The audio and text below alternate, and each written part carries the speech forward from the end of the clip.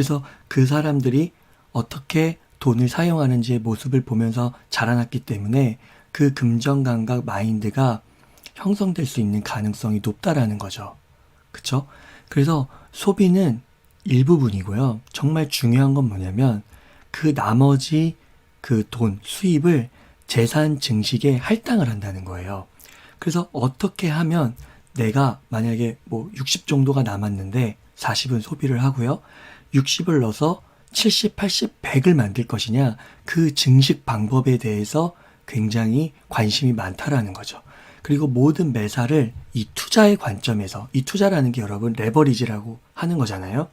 1을 넣어서 1을 얻는 게 아니라 2, 3을 얻는 거. 이렇게 접근을 한다라는 겁니다. 그래서 의외로 이 두 저자가 만났던 부자들의 모습은 그 충동적인 쇼핑은 굉장히 주의를 많이 하는 편이었다고 해요. 그리고 굉장히 옷차림도 겸소하고, 그래서 실제 그 사람의 통장을 까보지 않는 이상은 그냥 뭐 너무 평범해가지고 그 사람이 부자다 이런 생각을 결코 할 수 없었다라는 거예요. 그리고 소비를 하는 데 있어서도 정말 이것이 나에게 필요한 것인지를 몇 번을 따져본다는 거예요. 그러니까 실용성. 그쵸? 이 실용성의 가치를 두고 소비를 한다는 것입니다.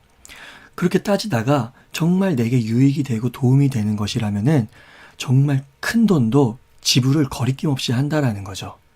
그러니까 이 큰 돈, 정말 그 아까 보통인 그리고 작은 부자의 사람이라면 정말 필요한 건데 너무 큰 돈이라서 쉬이 쓰지 못하는 건데 이 부자들은 그렇지 않다라는 겁니다.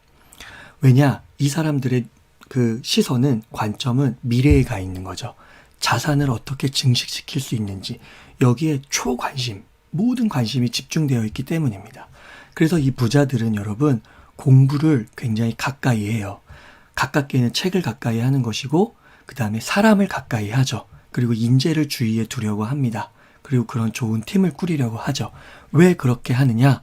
투자 기회를 엿보기 위해서입니다. 비즈니스의 성공 3요소를 꼽으면 여러분 돈과 비즈니스 모델과 사람, 이렇게 세 가지를 뽑거든요. 돈이 있어야 하고, 돈을 버는 방법이 있어야 하고, 좋은 사람이 있어야 된다는 거예요. 특히 이 사람이 중요한데요. 이 사람은 나보다 한 단계 높은 사람이어야 해요. 성공을 하기 위해서는 이런 존재가 분명히 필요합니다. 멘토라고도 할 수도 있고 정신적 스승이라고 할 수도 있죠. 그렇게 해서 나를 끌어주는 겁니다. 그렇죠? 그래서 사실 처음에 창업을 하게 됐으면은 이 돈, BM, 사람, 이 세 가지가 다 약하단 말이에요.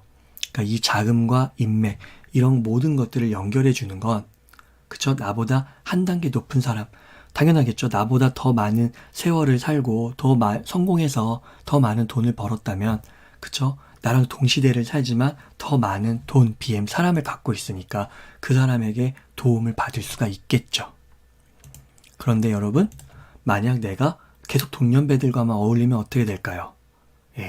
계속 어떻게 보면 그 수준에 머물 수밖에 없는 겁니다. 자, 다음으로 두 번째 부자의 행동입니다. 행동하지 않으면 부를 얻을 수 없다. 이것이 무슨 말이냐면은 현재 내가 가장 많이 하고 있는 행동에 대해서 잘 알고 있다라는 말입니다. 여러분도 한번 적어보세요. 현재 내가 가장 많이 하고 있는 행동이 뭔지. 이게 막상 적지 않으면 모르거든요. 근데 왜 현재 내가 가장 많이 하고 있는 행동을 알아야 되냐면, 그 행동이, 가장 많이 하고 있는 행동이 미래의 부를 성취 가능하게 하는지를, 그 가능성 여부를 판단해 볼 수 있다라는 거예요. 예를 들면 내가 지금 5,000시간의 운동을 해야 전국대회에 나가서 금메달을 딸 수 있는데, 내가 5,000시간을 운동에 쓰는 것이 아니라 친구들 만나서 놀고 노래방 가고, 그렇죠? TV 보고 이러고 있다는 거예요. 그러면 과연 그 사람이 금메달을 딸 수 있을까요? 이것처럼 지금 하고 있는 행동이 뭔지를 온전히 파악하라는 겁니다. 이 책에 보면은 한 부자의 이야기가 나와요. 이 책의 저자가 이 부자를 찾아가거든요. 그래서 이렇게 묻는 거예요. 부자 모모씨, 제가 부자가 되고 싶은데 제가 어떻게 하면 부자가 될 수 있을까요? 이렇게 저자가 부자에게 물어본 거죠. 그랬더니 부자가 됐든 이 저자에게 하는 말이 뭐냐면, 당신이 원하는 재산을 종이에 적어보라고 한 거예요. 그래서 이 저자가 고민에 빠진 겁니다. 얼마를 적을까? 1억? 10억? 100억? 근데 100억은 좀 많은 것 같고, 그렇다고 1000만 원, 2000만 원 적자니 너무 적은 것 같고, 그래서 10억을 적은 거예요. 그래서 10억을 부자가 봤죠? 그리고 나서 부자가 이 적은 금액을 보면서 이렇게 다시 물었습니다. 자네는 10억 원을 얻기 위해 지금 무엇을 하고 있나? 적어보게, 이렇게 한 거예요. 그래서 저자가 지금 하고 있는 일들을 쭉 적어보니까 직장에서 일하는 게 대부분인데, 직장에서도 막 이렇게 열심히 일하고 있는 건 아닌 것 같은 거예요. 근데 연봉은 한 2,500만 원 정도를 받고 있는 거예요. 그렇게 됐더니 순간 이런 생각이 들었다는 거죠. 내가 은퇴하기 전까지 정말 10억 원을 벌 수 있을까? 불가능하네. 이렇게 딱 생각이 들더라는 겁니다. 현재 행동을 적어서 완벽하게 파악하니까 불가능하다라고 완벽한, 그쵸? 이렇게 결론에 이를 수 있었다는 거죠. 그때 깨달은 거예요, 이 저자가. 내가 바뀌어야겠구나. 내가 그동안 꿈만 꾸었지 행동은 그렇게 전혀 하지 않았구나. 그러니까 말로만 10억을 번다는 거지 그 10억을 벌기 위한 구체적인 행동은 전혀 하지 않았다는 거를 이 순간 깨달았다는 거예요. 그렇죠? 그래서 여러분, 아인슈타인이 뭐라고 얘기했습니까? 그렇죠? 어제와 동일한 행동을 하면서 내일이 바뀔 거라고 생각하는 거는 미친 거라고 그랬어요. 어제와 똑같이 일을 해서는 안 된다라는 거죠. 내가 바뀌고 싶다면, 부자가 되고 싶다면. 그래서 이 저자가 어떻게 하냐면 창업을 해요. 그래서 부자를 다시 찾아갑니다. 그리고 이렇게 말하는 거예요. 부자 뭐뭐씨, 제가 창업을 했습니다.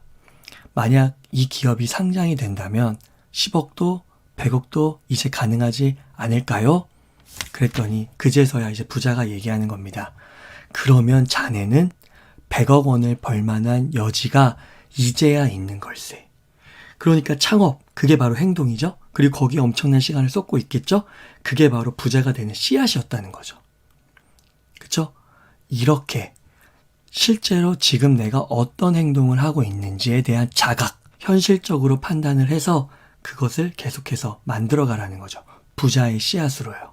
그쵸? 그 가능성, 그거를 실현할 수 있는 가능성의 씨앗을 오늘 심어가라는 겁니다. 한 개씩, 두 개씩.